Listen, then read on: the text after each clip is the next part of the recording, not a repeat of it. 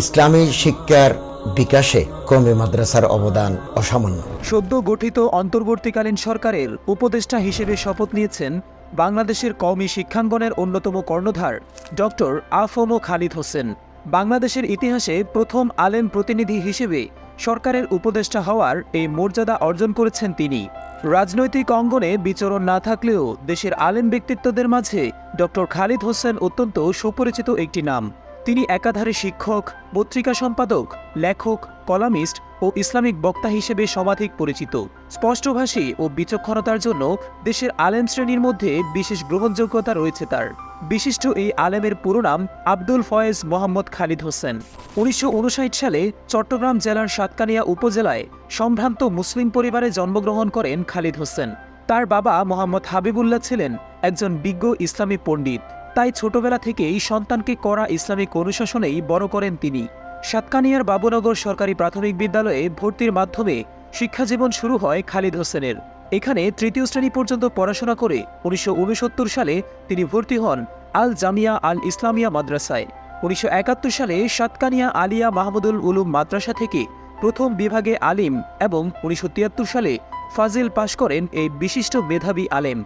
ছাত্রজীবনে পড়ালেখার পাশাপাশি তিনি দৈনিক সংবাদ, দৈনিক বাংলার বাণী এবং দ্য নিউ নেশনের বিশ্ববিদ্যালয় প্রতিবেদক হিসেবে কাজ করেন।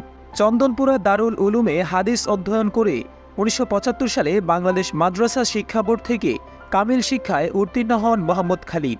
এরপর তিনি চট্টগ্রাম বিশ্ববিদ্যালয়ের ইসলামের ইতিহাস ও সাংস্কৃতিক বিভাগ থেকে ১৯৮২ সালে স্নাতক এবং ১৯৮৩ সালে একই বিষয় স্নাতকোত্তর ডিগ্রি অর্জন করেন।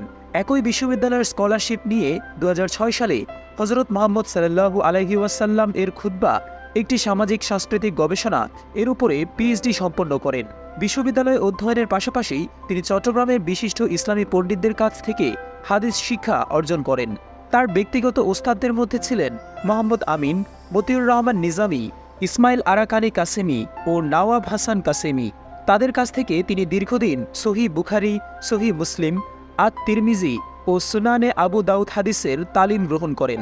মাস্টার্স কমপ্লিট করার পর ১৯৮৭ সালে সাতকানিয়া আলিয়া মাহমুদুল উলুম ফাজিল মাদ্রাসার আরবি ভাষা ও সাহিত্যের প্রভাষক হিসেবে যোগদান করে কর্মজীবনে পা রাখেন খালিদ হোসেন। তারপর শহরে এসে চট্টগ্রাম নগরীর চট্টগ্রাম ওমর গনি এমইএস কলেজের ইসলামের ইতিহাস ও সাংস্কৃতিক বিভাগের বিভাগীয় প্রধান হিসেবে কিছুকাল অধ্যাপনা করেন। এছাড়াও এশিয়ান ইউনিভার্সিটি অব বাংলাদেশ, আল জামিয়া আল ইসলামিয়া মাদ্রাসা, আন্তর্জাতিক ইসলামী বিশ্ববিদ্যালয় এবং জামিয়া দারুল মাআরিফ আল ইসলামিয়ায় ওসিলাতুল ইসলাম বিষয়েও শিক্ষক হিসেবে দায়িত্ব পালন করেছেন এই প্রবীণ ইসলামিক। শিক্ষকতার বাইরে তিনি পত্রিকা সম্পাদনা ও মসজিদের খতিবের দায়িত্ব পালন করেছেন। আল জামিয়া আল ইসলামিয়া পটিয়ার মুখপাত্র, মাসিক আত-তাওহীদের সম্পাদক এবং হালিশহর হযরত ওসমান রাদিয়াল্লাহু তাআলা আনহু জামে মসজিদের খতিব ছিলেন। ২০২০ সালে তিনি হেফাজত ইসলাম বাংলাদেশের নায়েবে আমির এবং ২০২১ সালে ইসলামী আন্দোলন বাংলাদেশের শিক্ষা উপদেষ্টা নির্বাচিত হন। সাংগঠনিক হিসেবে সুন্নি ইসলামী পণ্ডিত খালিদ হোসেন হেফাজত ইসলাম বাংলাদেশের নায়েবে আমির এবং নেজামে ইসলামী পার্টির ছাত্র সংগঠনের কেন্দ্রীয় সভাপতি ছিলেন। বিশ্ব মুসলিম লীগের মুখপাত্র, the world Muslim League journal সহ বিভিন্ন সাময়িকীতে তার ২ শতাধিক গবেষণাধর্মী প্রবন্ধ প্রকাশিত হয়েছে।